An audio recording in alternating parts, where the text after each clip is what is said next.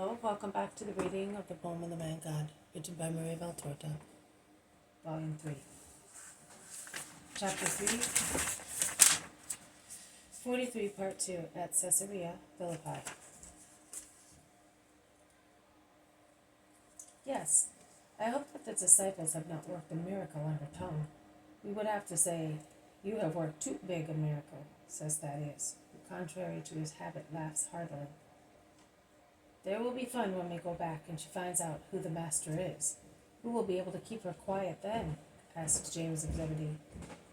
No, she will be so shocked that she will become dumb, says Matthew, joining in the conversation of the younger ones. I will praise the Most High if astonishment paralyzes her tongue.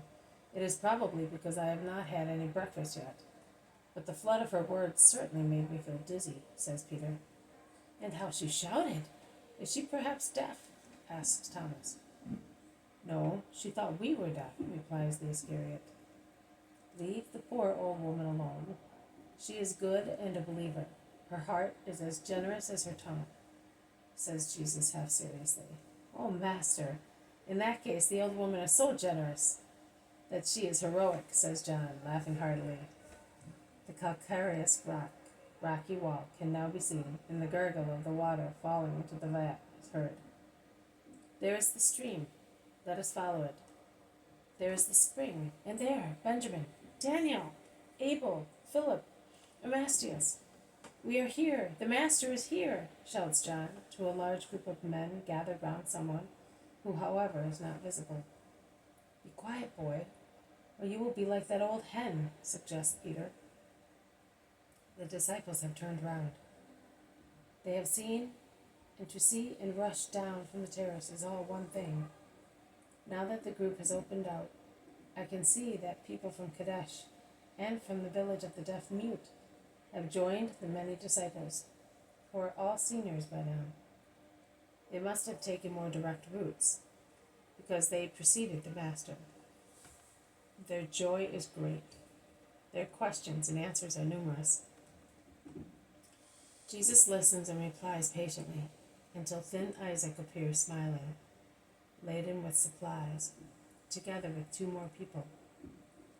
Let us go to the hospitable house, my lord, and when there, you will be able to explain to us what we have not been able to clarify, because we do not know it ourselves. These people here, the last arrivals, they have been with us only a few hours, want to know what the sign of Jonah is, the one you promised to give this wicked generation that persecutes you, says Isaac. I will explain it to them while going. Going? It is not so easy. Like bees attracted by the scent of flowers that has spread in the air, people rush from all directions to join those who are around Jesus. They are our friends, explains Isaac. People who have been believed and have been waiting for you. People who have believed and have been waiting for you. People who have received graces from the disciples and from him in particular, shouts one in the crowd, pointing to Isaac. Isaac blushes, and as if he wanted to apologize, he says, But I am a servant. He is the master. Here is the master for whom you have been waiting. Here is Jesus. It was the last straw. The peaceful district of Caesarea, a little out of the way, in the suburb area, becomes busier than a market and noisier.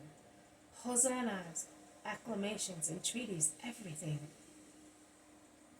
Jesus proceeds very slowly, hemmed in on all sides by so much love. But he smiles and blesses.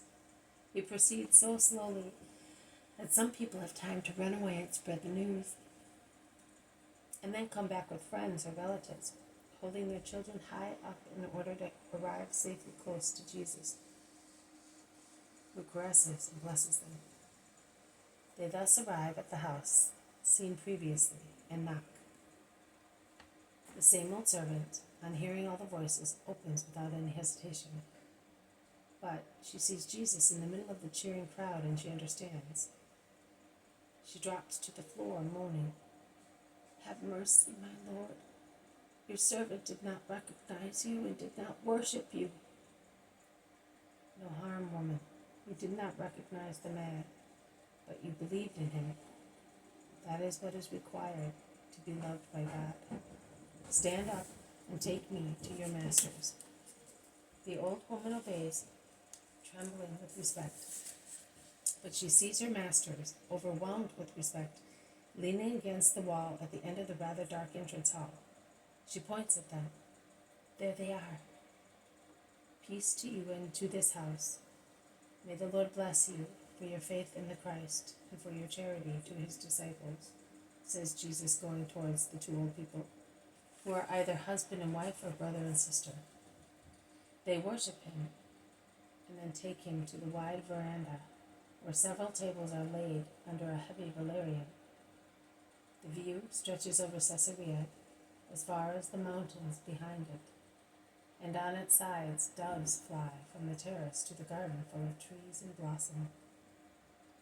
While an old servant adds more places to the tables, Isaac explains, "Benjamin and Anne welcome not only us, but whoever comes looking for you. They do so in your name. May heaven bless them every time they do so." "Oh, we have means, but we have no children. At the end of our days, we are adopting the poor of the Lord," says simply the old woman. And Jesus lays his hand on her gray-haired head, saying, "And that makes you mother more than if you had conceived 7 times and 7 times. But now allow me to explain to these people what they wanted to know, so that we can then dismiss them and sit down to our meal." This has been a reading from the poem of the Man God, written by Maria Valtorta, Volume 3, Chapter 343, Part 2, at Caesarea Philippi. Thank you for listening. I will see you tomorrow. May God bless you, and may peace be with you.